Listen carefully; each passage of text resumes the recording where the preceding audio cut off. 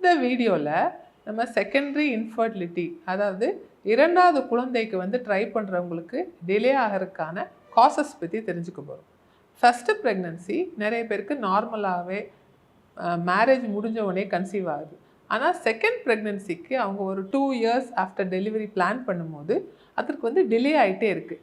இதுக்கான காரணங்கள் என்ன அப்படின்றது தான் நம்ம வந்து தெரிஞ்சுக்க போகிறோம். ஃபஸ்ட்டு ப்ரெக்னன்சியில் ஒரு என்ஜாயபிள் மதர்ஹுட்டை அட்டைன் பண்ணவங்களுக்கு செகண்ட் ப்ரெக்னன்சி கன்சீவே ஆகலைன்றப்ப வந்து ரொம்பவே ஒரு ஸ்ட்ரெஸ்ஃபுல் சுச்சுவேஷன் ரைஸ் ஆகுது.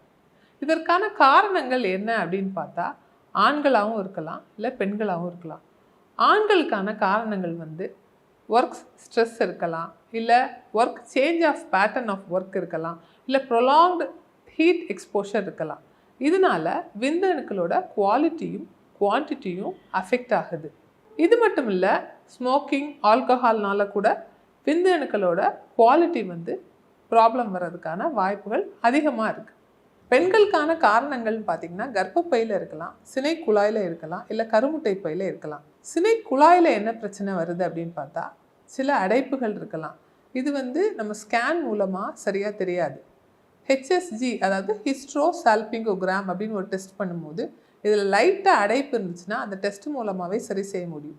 இல்லை அடைப்பு அளவு வந்து அதிகமாக இருந்துச்சு அப்படின்னா நம்ம ஹிஸ்ட்ரோஸ்கோப்பின்னு ஒரு ப்ரொசீஜர் மூலமாக இதை சரி செய்ய முடியும்.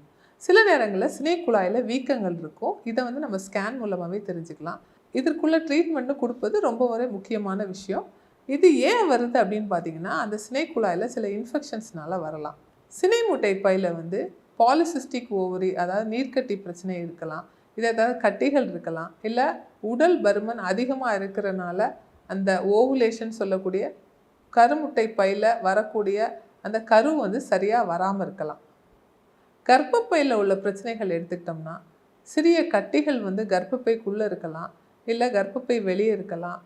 சில நேரங்களில் சதை வளர்ச்சிகள், இல்லைன்னா உள்ளே ஒட்டி போயிருக்க தன்மையுடையது, இந்த மாதிரி நிறைய பிரச்சனைகள்னால நம்ம வந்து கன்சீவ் ஆகிற வாய்ப்புகள் வந்து குறையுது.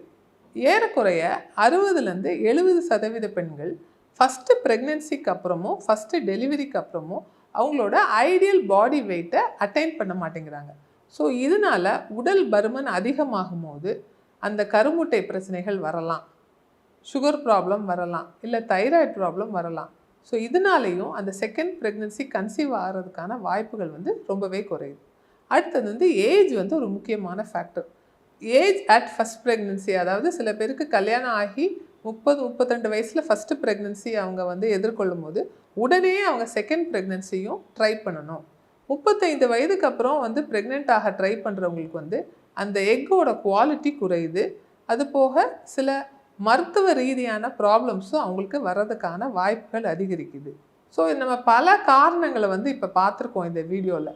இதுக்கு தேவையான மருத்துவ சிகிச்சை முறைகள் நம்ம எடுத்துக்கிறப்ப கண்டிப்பாக சரி செய்ய முடியும். செகண்ட் ப்ரெக்னன்சியும் நம்ம வந்து கண்டிப்பாக என்ஜாய் பண்ணுற மூமெண்ட்டாக நம்ம கொண்டு வர முடியும். ஆனால் 2 பக்கம் உள்ள டியூபல் பிளாக், அதாவது சினை குழாயில் 2 பக்கமும் சரி செய்ய முடியாத அளவுக்கு அடைப்பு இருந்தால் மட்டும்தான் நம்ம ஐவிஎஃப் ட்ரீட்மெண்ட்க்கு போக வேண்டியது அவசியம். இதே போல் இன்னொரு உமன் ஹெல்த் ரிலேட்டட் வீடியோவில் உங்களை சந்திக்கிறேன்.